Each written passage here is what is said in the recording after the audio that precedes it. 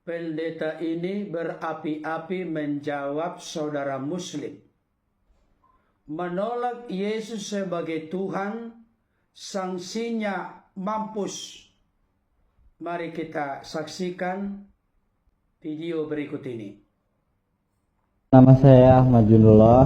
Yang kami pahami dalam Islam itu, jika kita menolak Al-Quran, maka Allah memberikan tantangannya untuk membuktikan kalau Al-Quran salah. Nah, saya menolak ketuhanan Yesus.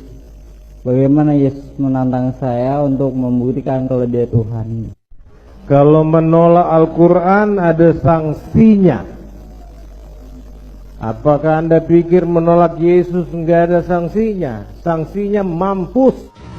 Yohanes 8 ayat 24, kalau engkau tidak percaya bahwa akulah dia, engkau akan mati dalam dosamu. Mati dalam dosa itu binasa untuk selama-lamanya.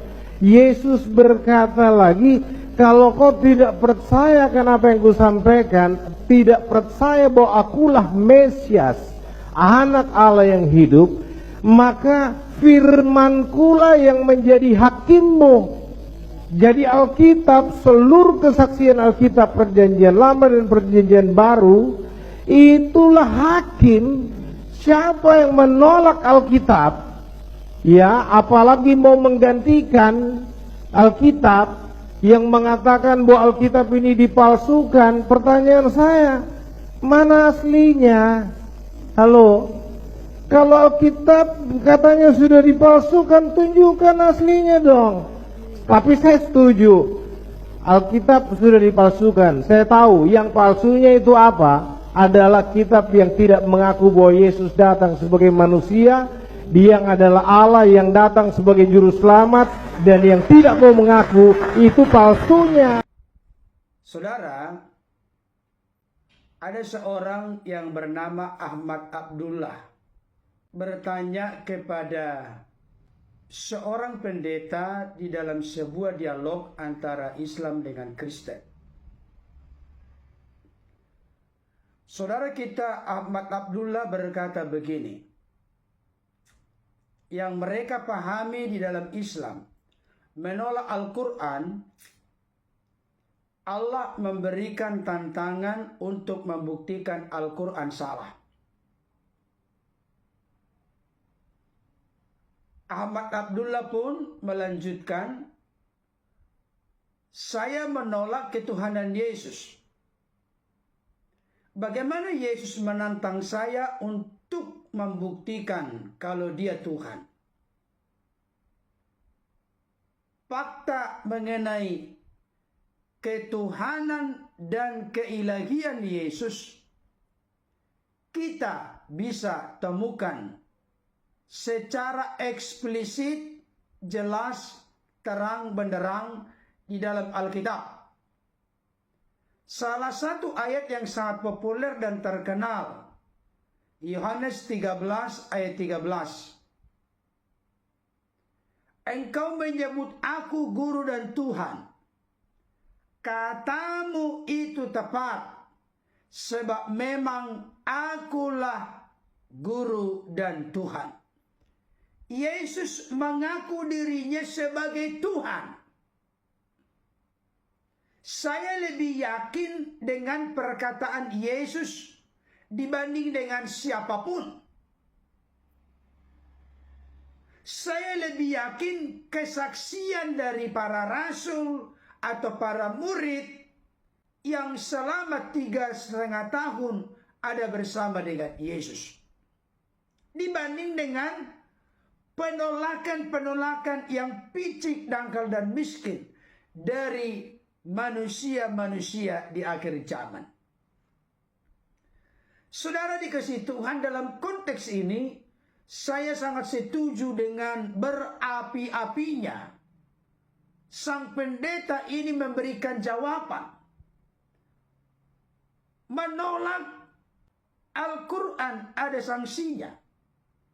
Jangan berpikir menolak Yesus nggak ada sanksinya. Pasti ada sanksinya. Mampus. Kenapa mampus, Bapak Ibu Saudara? Yohanes 8 ayat 24 berkata begini. Karena itu tadi aku berkata kepadamu, bahwa kamu akan mati dalam dosamu. Sebab jikalau kamu tidak percaya bahwa akulah dia, kamu akan mati dalam dosamu. Pertanyaannya, kenapa Yesus berkata demikian?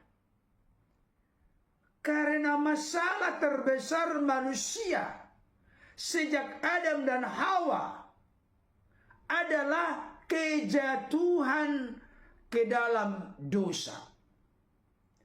Kejatuhan manusia ke dalam dosa tidak bisa diselesaikan oleh manusia yang telah jatuh ke dalam dosa. Orang buta tidak bisa menuntun orang buta. Dua-duanya akan masuk selokan atau masuk jurang. Orang berdosa tidak bisa menyelamatkan dirinya yang berdosa. Termasuk orang berdosa lain tidak bisa menyelamatkan diri orang berdosa yang lain juga. Yang bisa menyelamatkan, membebaskan manusia dari dosa adalah pribadi yang tidak berdosa. Dan Yesus itu tidak berdosa. Dia keluar dan datang dari Allah sebagai eksistensi kekal, firman yang bersama-sama dengan Allah. Karena firman itu bersama-sama dengan Allah, maka firman itu adalah Allah. Jadi kalau orang menolak Yesus akan mampus mengalami kematian kekal karena tidak ada penebusan hidupnya dari dosa, kematian kekal, dan dari jeratan kuasa iblis. Mungkin ada yang ngotot untuk menolak Yesus sebagai Tuhan dan Juru Selamat dalam hidupnya.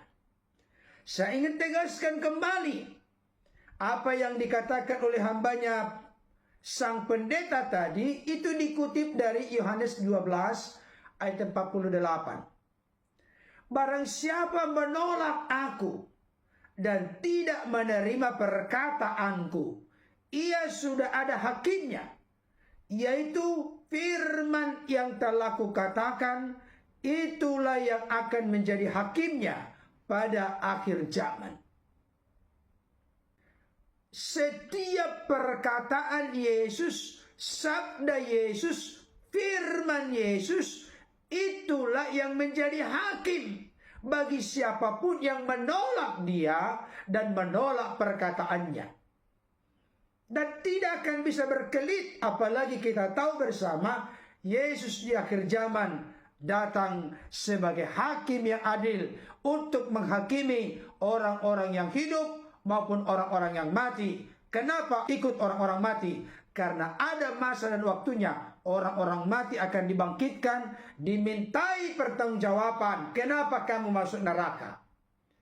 Karena aku tidak percaya dan menerima Yesus sebagai Tuhan dan Juru Selamat. Ternyata sekarang baru saya tahu, saya mengerti bahwa Yesus adalah Tuhan dan Juru Selamat. Jadi Bapak Ibu Saudara, seluruh kesaksian Alkitab, baik perjanjian lama maupun perjanjian baru, itu akan menjadi hakim bagi siapapun yang menolak Yesus yang telah datang sebagai bagian dari penggenapan nubuatan para nabi. Oleh karena itu, siapa yang menolak Alkitab, apalagi mau menggantikan Alkitab, yang mengatakan bahwa Alkitab itu sudah dipalsukan. Saya setuju dengan pertanyaan dari sang pendeta tadi. Kalau Anda menuduh Alkitab dipalsukan, sudah diubah, tunjukkan mana yang asli. Tunjukkan. Beban pembuktian adalah bagi siapapun yang menuduh bahwa Alkitab sudah dipalsukan. Yang sangat luar biasa Bapak Ibu Saudara, saya cukup kaget mendengarkan penjabaran penjelasan dari sang pendeta tadi. Beliau berkata begini, saya setuju Alkitab sudah dipalsukan. Yang palsunya adalah kitab yang tidak mengakui Yesus datang sebagai manusia. Kitab yang tidak mengakui Yesus adalah Firman yang adalah Allah yang datang sebagai juru selamat, dan yang tidak mau mengakui itu atau menolak itu, itulah yang palsu. Jadi kitab yang menolak Yesus sebagai Tuhan dan juru selamat yang menebus menyelamatkan manusia dari dosa kematian kekal dan dari jeratan kuasa dunia, itulah kitab yang palsu.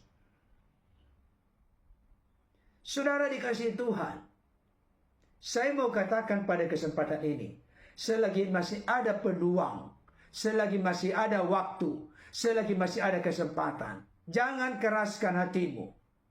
Terimalah Dia sebagai Tuhan dan Juru Selamat, karena hanya Dia satu-satunya yang sanggup menyelamatkan kita dengan sempurna dari dosa kematian kekal dan dari jeratan kuasa iblis.